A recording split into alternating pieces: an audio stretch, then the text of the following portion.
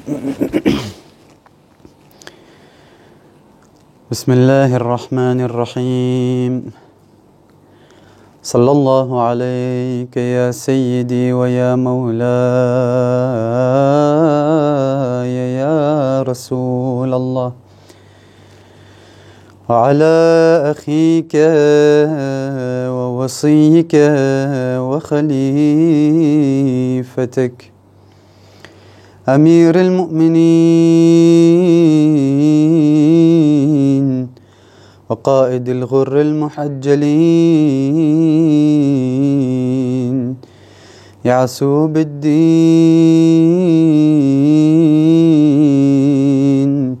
علي بن أبي طالب، صلواتك صلوات الله عليكما وعلى آلكما الطيبين الطاهرين المظلومين، واللعن الدائم على أعدائهم أجمعين. صلى الله عليك يا أبا عبد الله، يا حسين يا ابن رسول الله. ما خاب من تمسك بكم وأمن من لجأ إليكم. يا ليتنا كنا معكم سادتي فنفوز والله فوزا عظيما.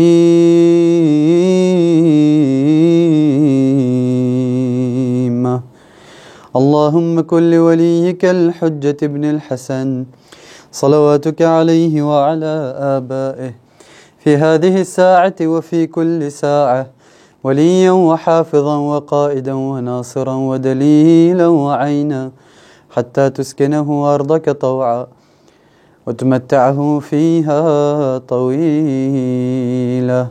اللهم صل على محمد وآل محمد وعجل فرجهم ولعن أعداءهم أجمعين. Mes chers frères, mes chères sœurs, assalamu alaikum wa rahmatullahi ta'ala wa barakatuh. Tout d'abord, je tiens à vous présenter mes condoléances à l'occasion de la commémoration des jours du martyre de l'émir des croyants, l'imam Ali ibn Abi Talib, alayhi salatu wassalam.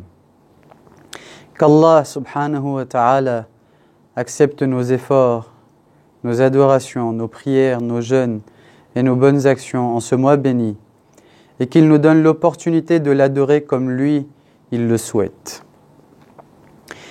Le sujet sur lequel nous allons parler aujourd'hui sera un sujet dogmatique.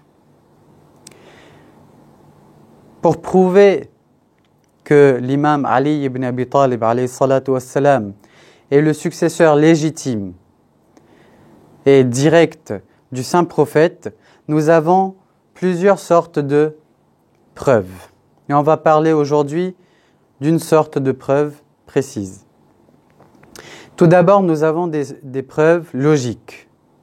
Comme par exemple, il a été demandé à un savant sunnite, comment peux-tu prouver que l'imam Ali est le calife du saint prophète? Il a dit une phrase tout à fait logique. Il a dit لِاحْتِيَاجِ الْكُلِّ إِلَيْهِ وَاسْتِغْنَاؤُهُ عَنِ الْكُلِّ. Parce que tout le monde a besoin de lui, donc de Amir al-Mu'minin, et que lui se passait de tout le monde. Lui n'avait besoin de personne. Bien sûr, quand on parle de besoin ici, ce n'est pas un besoin, on va dire, spirituel. Ce n'est pas le besoin, notre besoin en Allah subhanahu wa ta'ala. C'est le besoin d'une personne à une autre. Et nous voyons dans les pages de l'histoire qu'à chaque fois qu'un des califes avait un problème qu'il n'arrivait pas à résoudre, c'était Ali ibn Abi Talib alayhi salatu wassalam qui venait à leur secours pour qu'ils puissent résoudre ce problème. De sorte que Omar ne cessait de dire Lawla Ali lahalaka Omar. Si Ali n'aurait pas été, Omar aurait été détruit. Donc voilà la preuve logique. Ensuite, nous avons des preuves textuelles. Dans les preuves textuelles, nous avons le Saint-Coran et les traductions les traditions les traditions et les narrations du Saint-Prophète. Dans le Saint-Coran, par exemple, nous avons plusieurs versets qui parlent de la wilaya, de l'autorité divine de l'émir des croyants, l'imam Ali alayhi salatu wassalam. Je vous cite un verset pour l'exemple, le verset « Innama waliyukumullah wa rasuluhu walladina amanu » jusqu'à la fin du verset. Ce verset est une des preuves irréfutables pour prouver que l'imam Ali alayhi salatu wassalam a une autorité divine après le saint prophète.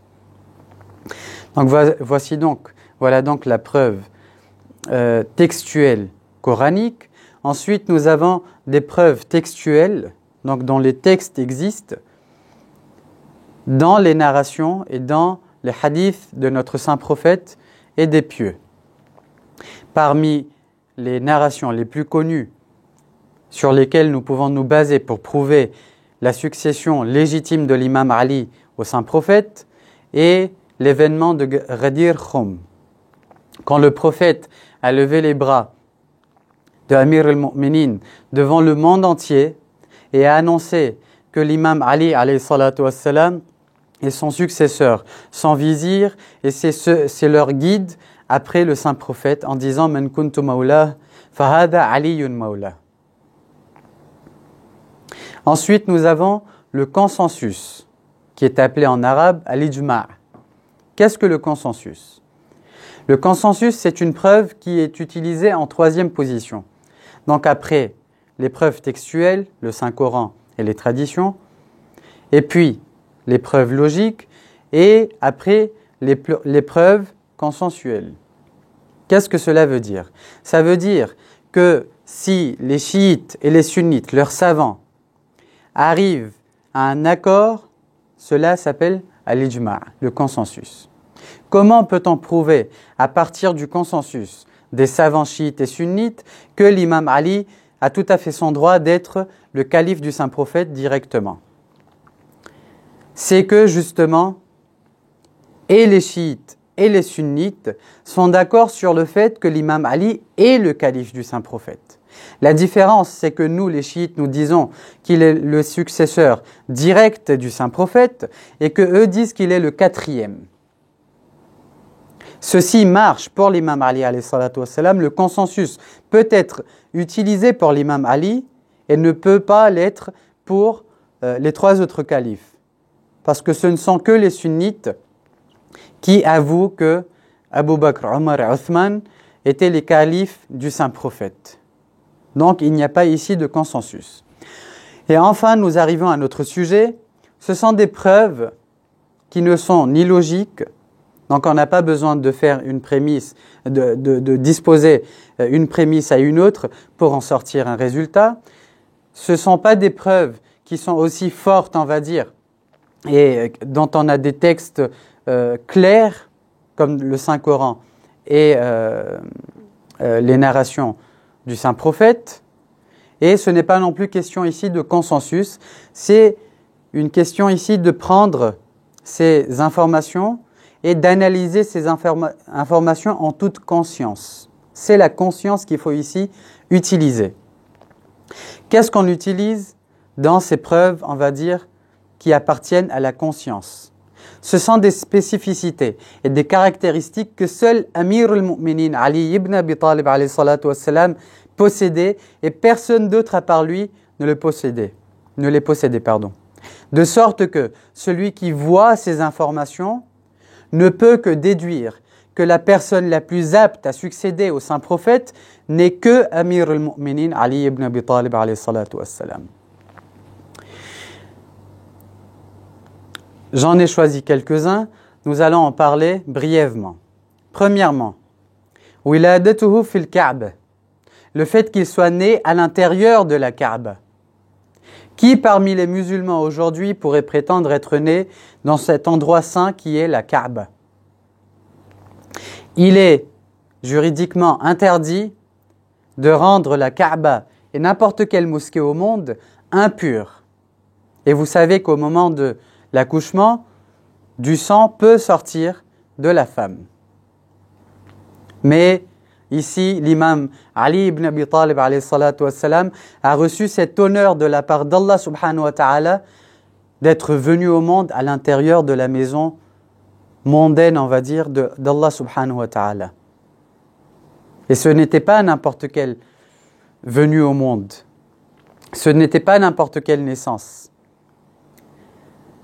Regardez la mère de notre prophète Isa ala nabiyyina wa alihi wa alayhi salatu wassalam, Sayyida Maryam bint Imran, la mère de notre prophète Isa. Elle était enceinte de notre prophète Isa et était à l'intérieur de la mosquée.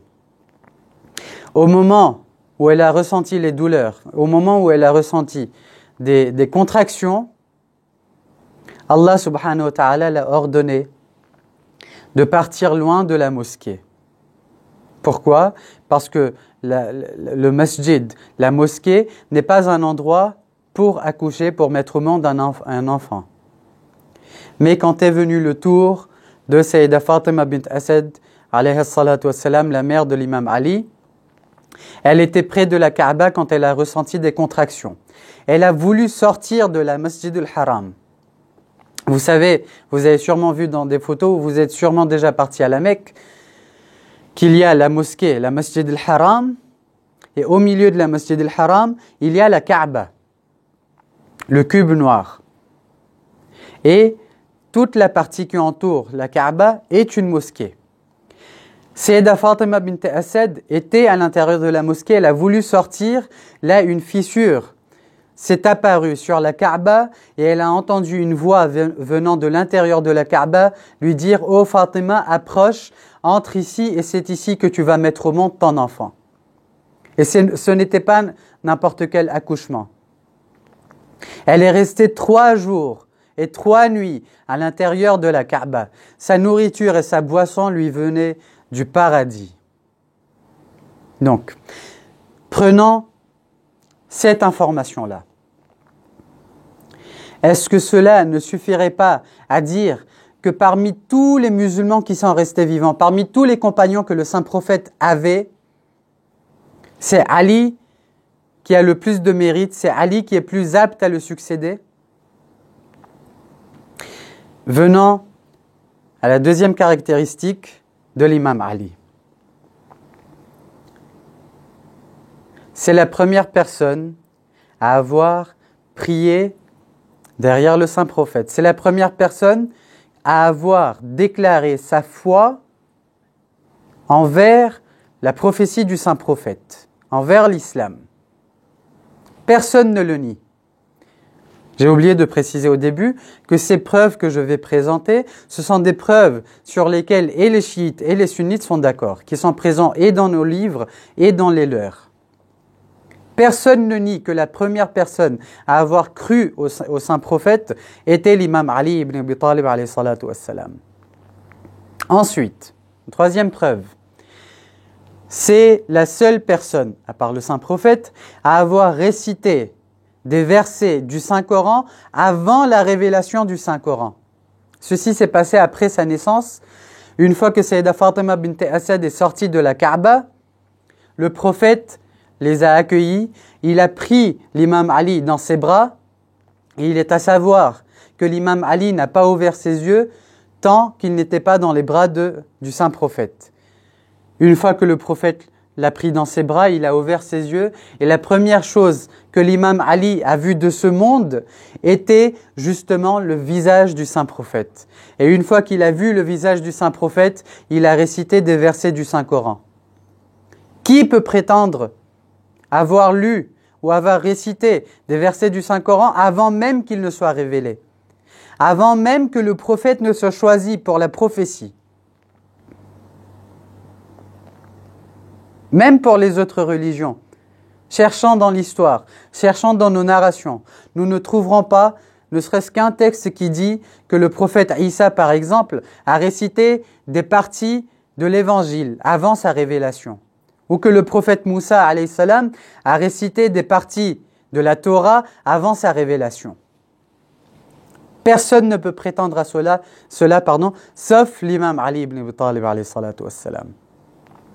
Quatrième spécificité, c'est que c'est le saint prophète lui-même qui a pris en charge la tarbiyat, c'est le saint prophète qui a élevé l'imam Ali alayhi salatu wassalam. Dès sa naissance, l'imam Ali n'a jamais été séparé du saint prophète. Et les narrations sont incroyables concernant ce sujet. Dans une narration, il est dit que quand l'imam Ali est né, ahabbahu Rasulullah hubban shadida. Le prophète, le messager d'Allah, l'a aimé d'un amour profond. Et il a dit à sa mère, Sayyidah Fatima bint Asad, de rapprocher, de mettre le berceau de l'imam Ali près de son lit à lui. Ensuite, وَكَانَ يُحَرِّكُ مَهْدَهُ عِنْدَ نَوْمِهِ. Quand l'imam Ali dormait, c'est lui qui faisait bouger son berceau, c'est lui qui le dorlotait. وَكَانَ يُنَاغِيهِ فِي يَقَظَتِهِ. Et c'est lui qui faisait jouer l'imam Ali quand il était éveillé. وَكَانَ يُطَهِّرُ عَلِيًّا عِنْدَ غَسْلِهِ. Et c'est le prophète lui-même qui lavait et nettoyait l'imam Ali alayhi salatu wassalam. وَكَانَ يَحْمِلُهُ عَلَى صَدْرِهِ. Et il le portait sur sa poitrine. وَكَانَ يَقُولُ. Et il disait, dès son enfance, le prophète avait mis le point sur cela. Il disait dès son enfance, هَذَا أَخِي وَوَصِيِّي وَخَلِيفَتِي وَصَفِيِّي وَنَاصِرِي. Alors que l'imam Ali n'est encore qu'un petit enfant, il dit, cet enfant-là est mon frère, mon successeur, mon calife, celui qui va m'aider et celui que j'ai choisi, et mon bien-aimé. Qui parmi les 3 califes qui ont précédé l'imam Ali et parmi les dizaines de califes qui ont précédé l'imam Hassan alayhi salatu wassalam pourrait prétendre à cela? Qui pourrait dire ici haut et fort que jamais il n'a quitté le saint prophète, que c'est le saint prophète qui l'a nourri, que c'est le saint prophète qui l'a fait grandir, que c'est le saint prophète qui l'a élevé? Personne. Nous avons cité 4 des preuves que la conscience juge. Avec la conscience, si une personne a un esprit saint, si on a une conscience qui est saine, quand on ne voit que cela, on n'a même plus besoin des preuves logiques et des preuves textuelles et le consensus des savants chiites et sunnites pour dire que l'imam Ali est la personne la plus apte, la plus convenable, la plus adaptée à la succession du saint prophète. Ensuite, une autre preuve. تزويجه بسيدة نساء العالمين. Le fait qu'il se soit marié avec la meilleure des femmes de ce monde et de l'autre. Des premières femmes, des femmes du début de la création jusqu'à la fin de la création. Sayyida Fatima al-Zahra bint Muhammad sallallahu alayhi wa alihi wa alayha salam. Sayyida Zahra alayhi salam qui est la maîtresse des femmes du paradis. Celui qui se marie avec elle doit être au même niveau qu'elle dans les mérites. C'est pour ça que dans les hadiths, il est dit لو لم يخلق الله عليا لما كان لفاطمة كفء. Si Allah subhanahu wa ta'ala n'aurait pas créé Ali, il n'y aurait eu aucun égal à Sayyida Zahra salamullah alayha, elle ne se serait pas mariée. Ensuite, dans une autre preuve, le fait que l'imam Ali alayhi salatu wassalam soit la porte de la cité du savoir du saint prophète. Le hadith très connu, Ana madinatul ilm wa aliyun babuha faman arada al madinata wal hikmata falyatiha min babiha. Le saint prophète dit, je suis la cité du savoir et Ali en est la porte. Quiconque donc veut acquérir le savoir et la sagesse et quiconque veut entrer dans la cité et dans cette ville devra absolument passer par sa porte, devra absolument passer par Ali. Quiconque veut la prophétie, quiconque veut comprendre et croire en la prophétie du messager doit absolument croire à la wilayat et à l'autorité divine et à la imamat de l'imam Ali alayhi salatu wassalam. Personne, sur personne le saint prophète n'a dit de telles paroles. Ensuite, une autre preuve, le fait qu'il ait rassemblé en lui tous les attributs et toutes les qualités qu'un homme rêverait avoir, les meilleures qualités qui soient. Regardons par exemple ses attributs familiaux. L'imam Ali alayhi salatu wassalam appartient à un tribu noble, le plus noble des tribus de l'époque, les Bani Hashim, et de son père et de sa mère. Des deux côtés, il appartient aux tribus des Bani Hashim.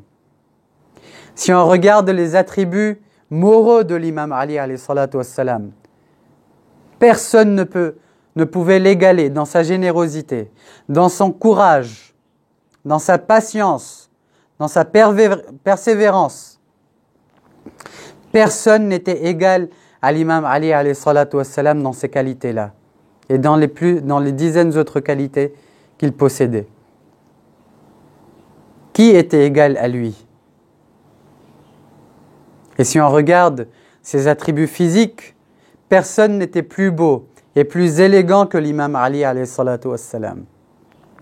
Il est dit que Sa'sa ibn Sawhan, un des compagnons de l'imam Ali alayhi salatu wassalam, a assisté au lavement du corps de l'imam Ali après son martyre.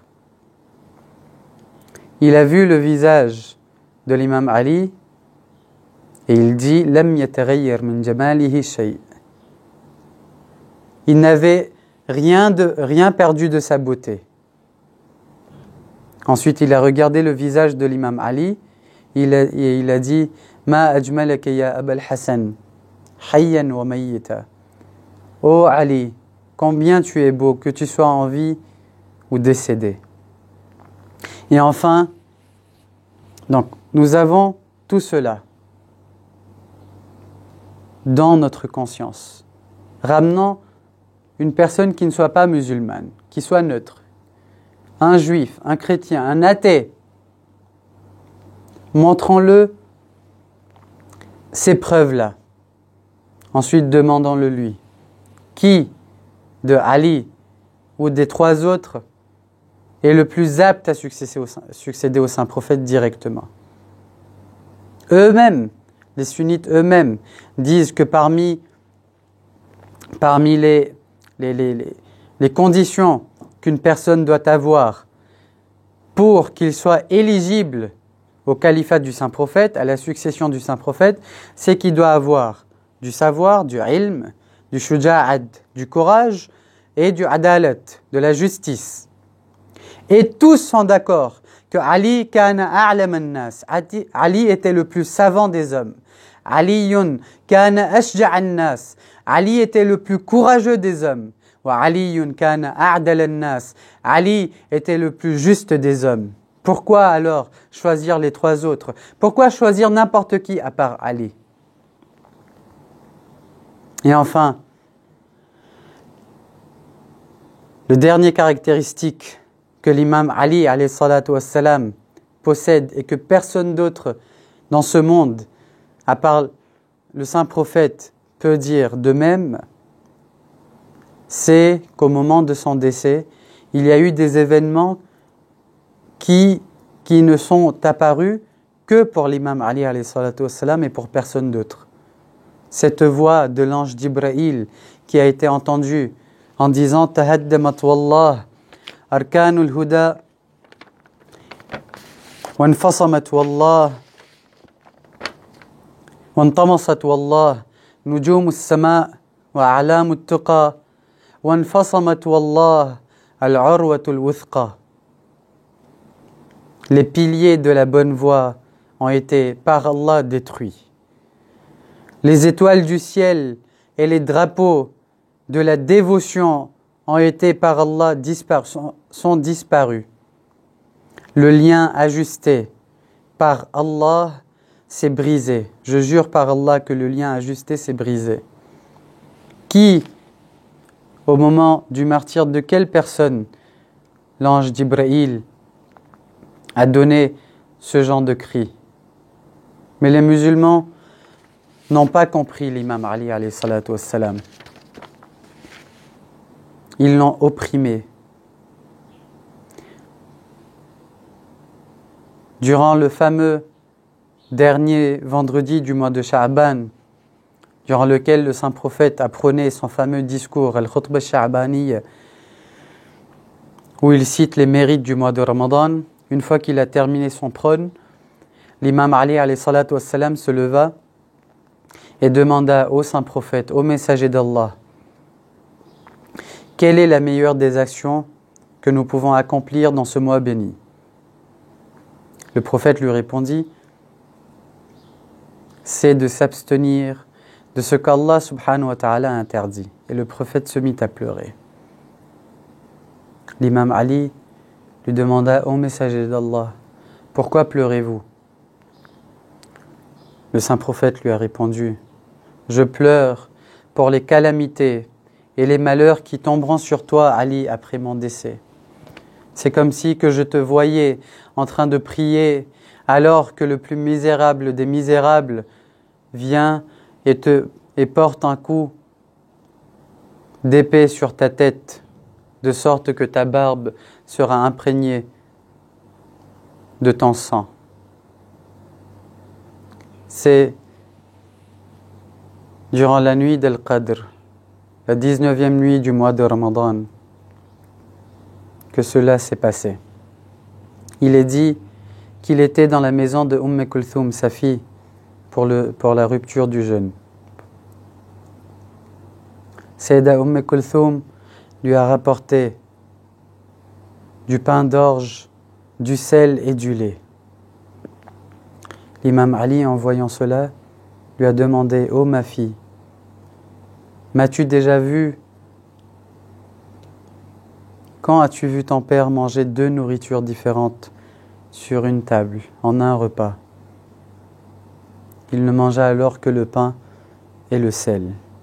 C'est ainsi qu'il prit son dernier repas. » Sayyidah Kulthum nous raconte que son père agissait différemment cette nuit-là. Il n'était pas calme. Il ne cessait d'entrer et de sortir dehors. Il sortait et il regardait le ciel et n'arrêtait pas de répéter « Oui, par Allah, oui, c'est cette nuit. C'est de cette nuit que mon bien-aimé, le messager d'Allah, m'avait parlé. » Il s'est ensuite endormi. Il s'est ensuite mis à prier. Et en priant, il s'est endormi. L'imam Hassan alayhi salatu wassalam nous raconte qu'il est arrivé à la maison et l'imam Ali alayhi salatu wassalam s'est réveillé. Et il lui dit « Ô mon fils, ô Hassan, je viens à l'instant de voir ton grand-père, le messager d'Allah, en rêve. Et je lui ai dit, ô messager d'Allah, je suis maintenant arrivé à bout. Ta communauté m'a opprimé. Ta communauté ne m'a pas épargné. Prenez-moi avec vous, ô messager d'Allah. » L'imam Hassan alayhi salatu wassalam et tous les enfants de l'imam Ali ont entendu ces paroles. Et quand venue l'aube, l'imam Ali se prépara pour aller à la mosquée. Ses enfants l'en ont empêché, mais je ne sais pas pourquoi. Ali semblait impatient de rejoindre l'au-delà. À vrai dire, Ali ne pouvait plus supporter de voir ces gens qui hier ont torturé son épouse Sayyida Zahra alayha salatu wassalam. Ali n'est pas décédé la nuit du 21 Ramadan. Ali est décédé avant 25 ans, avant 30 ans, quand les musulmans sont venus devant sa porte et ont enflammé sa porte, et quand Zahra a été prise entre la porte et les murs de sa maison. L'imam Ali alayhi salatu wassalam est décédé Au moment d'enterrer Sayyida Zahra alayha salam, il disait lors de son enterrement: Nafsi ala zafaratiha mahbousa. Mon âme est séquestrée dans les soupirs de Zahra. Ya laytaha kharajat ma'a zafarati. J'aurais souhaité que mon âme soit sortie avec le dernier soupir de Zahra. La khayra ba'daki fil hayati wa innama abki makhafatan an tatul hayati. Nul bonheur après toi, ô Zahra, dans cette vie. Mais je pleure par peur que ma vie ne s'allonge après toi. Ali est impatient de quitter ce monde. Il n'était encore que dans le jardin de la maison que les oies attrapaient le tissu et les habits de l'imam Ali, signifiant ainsi, elles essayaient de dire: oh Ali, ne nous quitte pas, ne pars pas vers la mosquée ce soir, car si tu pars à la mosquée, tu ne vas plus revenir. L'imam Ali se dirigea vers la mosquée. En route, j'ai l'impression, dans les poèmes que l'imam Ali récitait, j'ai l'impression que l'imam Ali n'attendait plus que ce moment. Il arriva dans la mosquée, il est monté sur les minarets, il a donné l'appel à la prière, le adhan. Zainab, ya Zainab, entends bien ces dernières paroles, cette dernière appel à la prière de ton père, car c'est la dernière fois que la voix de Ali va retentir dans la ville de Koufa. Il descenda à la mosquée et se dirigea vers le mihrab. Ya Allah,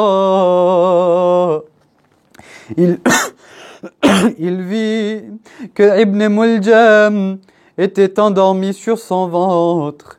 Il le réveilla et lui dit: oh Ibn Muljam, ne sais-tu donc pas que cette manière de dormir est la manière de Satan? Il réveilla Ibn Muljam et alla prier des prières mustahab, des prières surrogatoires. Ali commença sa prière. Allahu Akbar. C'était la prière de l'amour. C'était la prière de Ali. Seul Ali pouvait prier ce genre de prière. Alors qu'il était en état de prosternation. Ya Allah, je demande, je m'excuse au maître du temps, au imam Mahdi, de prononcer ces paroles. Je m'excuse, ya Sayyida, ya Zahra, de prononcer ces paroles. Ces paroles qui vous rappellent de tristes moments, les plus tristes moments que vous avez vécus. Ali était dans la sajda. Il leva sa tête, ya Allah, il leva sa tête. Ibn Muljim a couru vers lui et lui porta un coup d'épée sur sa tête.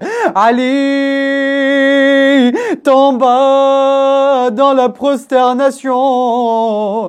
Il s'écria Fustu wa Rabbil Kaaba, par le Seigneur de la Kaaba, j'ai réussi. La ville de Koufa a tremblé. Les murs de la mosquée de Koufa ont commencé à trembler. Le ciel est devenu rouge. Les musulmans ont commencé à s'écrier quand d'un coup la voix des anges a été entendue. Jibril cria et sa voix atteignit toutes les personnes qui étaient éveillées. Tahaddamat wallah arkan al-huda, les piliers de la guidance ont été détruits en entendant ces paroles de Jibril. L'imam Hassan et l'imam Hussein ont accouru vers leur père. Ils ont vu leur père noyé dans son sang. L'imam Ali a ouvert ses yeux. Il vit d'un côté Hassan, de l'autre côté Hussein, en train de pleurer. Il dit à Hassan, oh mon fils Hassan, ne pleure pas, parce que tes malheurs vont débuter après mon martyre. Oh Hassan, après moi, tu vas vivre des calamités que personne ne pourrait supporter. Oh Hassan, tu vas te faire empoisonner. Et effectivement, quand vint le moment du martyre de l'imam Hassan, on lui a fait boire un poison qui a déchiré son estomac. Ensuite, il regarda vers Hussein.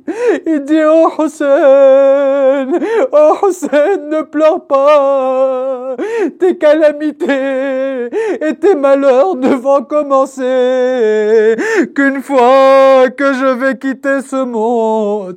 Oh Hussein, c'est comme si que je te voyais sur la terre de Karbala, sur la terre brûlante de Karbala, allongé, assoiffé, tes compagnons martyrisés, tes enfants tués. Tu seras allongé sur la terre brûlante de Karbala, et Shemr, ton tueur, sera assis sur ta poitrine. Il tiendra ta barbe par ses mains et il commencera à prendre ton âme.